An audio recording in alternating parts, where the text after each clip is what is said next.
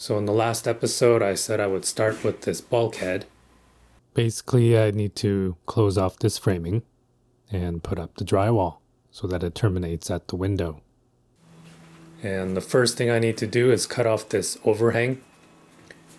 And to do that, I gotta remove some of these panels because there's a steel J-trim that runs through the edge. With the planks out of the way, now I can score the back and take off the overhang, and then remove the rest of whatever else is needed to get the framing finished.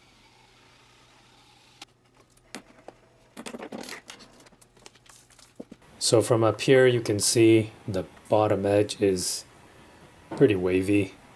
Not the best corner bead install. The other issue is that this bulkhead is not square to the ceiling, as in you shouldn't see a gap here. So it's off by about 3/8.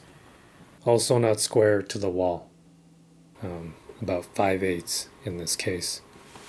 So if I were to take a properly squared frame and try to line it up to the existing, it's not going to work. Instead, I gotta intentionally make this crooked in order to line up with the current out-of-square bulkhead. And as you can see, I'm not. I just didn't want to put in all the effort to essentially validate something that looked incorrect. So I'm ripping it out and redoing it. Need to turn the power off and disconnect the light, but that 2x10, it's just over 11 feet or so, and it's pretty straight for how long it is. I might actually use this.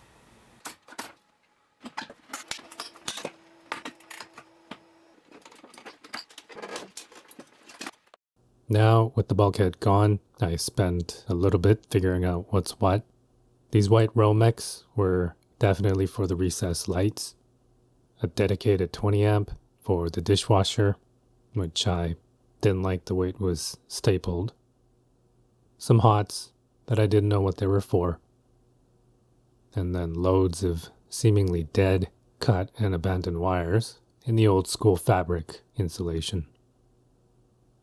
Anyways, continued on tearing out the rest of the framing, and then put up some vapor barrier on the missing areas, including the rim joists and the other side. So on to the bulkhead assembly. I'm putting together the end piece to start, and I'm actually going to put this up first and use it as a resting point, along with a second temporary rest, and this piece, which will serve as a mounting point for all the bottom crossbars. And as for the 2x10 from earlier, I did run this through the table saw. There's the 4 pieces ripped. I'm definitely going to hear about this tomorrow. We're using the saw at 2 a.m.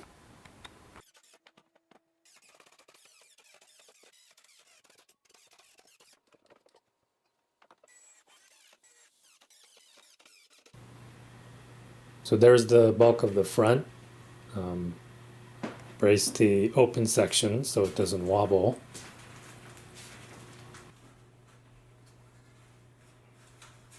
So because I already put up the end piece, I can just slide in the frame and have it supported there. And then perch the midspan onto the second rest, which allowed me to be hands-free to climb back down and set up the support rod.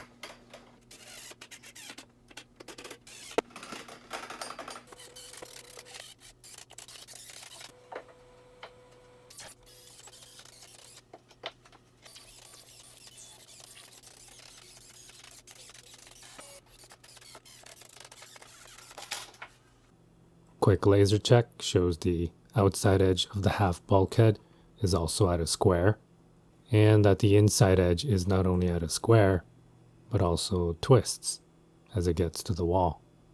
So to offset that, I'm putting a 1/2 inch spacer along the front and then a series of beveled spacers starting with the 3/4 inch all the way down to 5/16, and then a 1/8 at the other end to counter the twist. Another laser check. The bottom outside corner and inside corner are now on the same plane, so that's good. I'm actually more happy that the front edge here is finally nice and straight. Checking vertical. And yeah, I think it was worth it to redo the whole thing properly. Or was it? I mean, all the wires could have been tucked in behind the drywall, and there's no ducts on the left side of the hood. It just takes up space that doesn't need taking up.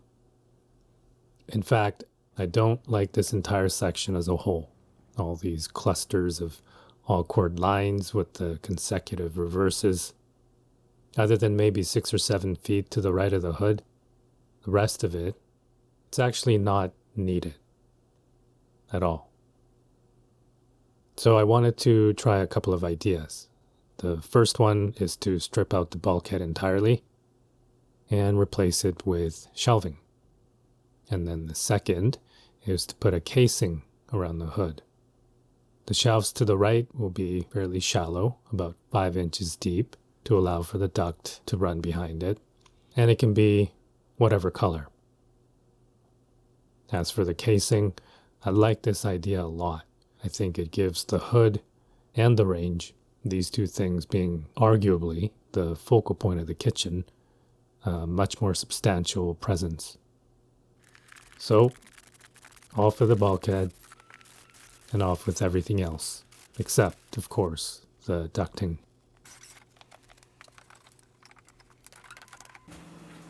I can't tell you how much I hate this ducting, you know?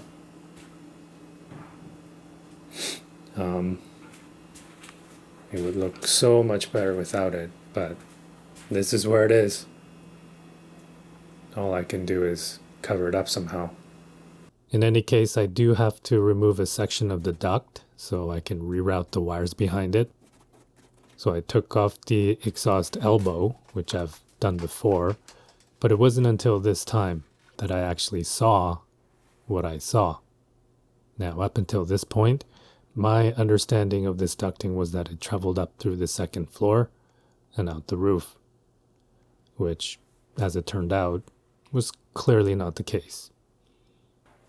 It also seemed to be partially blocked.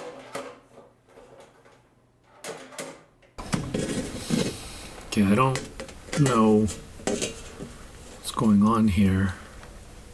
I can't see anything though, and it looks like it's blocked.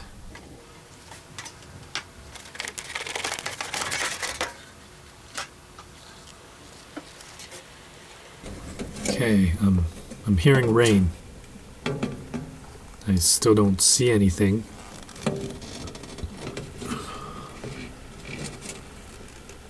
It took a minute, but eventually I realized that where I was looking was actually above the ceiling level, which meant that it's emptying into the soffit.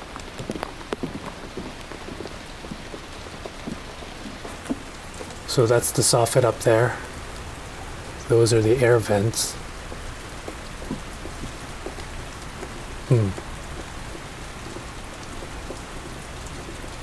No, that's way too small.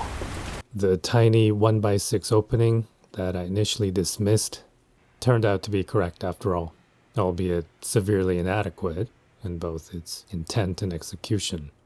And yes, the metal thing that I was hitting was a wall cap.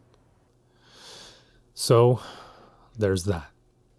Now, the code doesn't allow for the exhaust to empty into the soffit, so I do have to close this off and make a new one properly. And at first, I was pretty annoyed with this, because it was more work. But then I realized this was actually a good thing, because now I could ditch the 7-inch duct, and I don't have to keep its current location. And this meant I could shop for any hood at any size and put it anywhere I wanted, most likely right through the wall. So before I end this video, I just wanted to show you this. This is what it would look like if it wasn't for the duct. Just clean, nice and simple. Anyways, next episode is redoing the electrical, so that should be fun. And that's about that.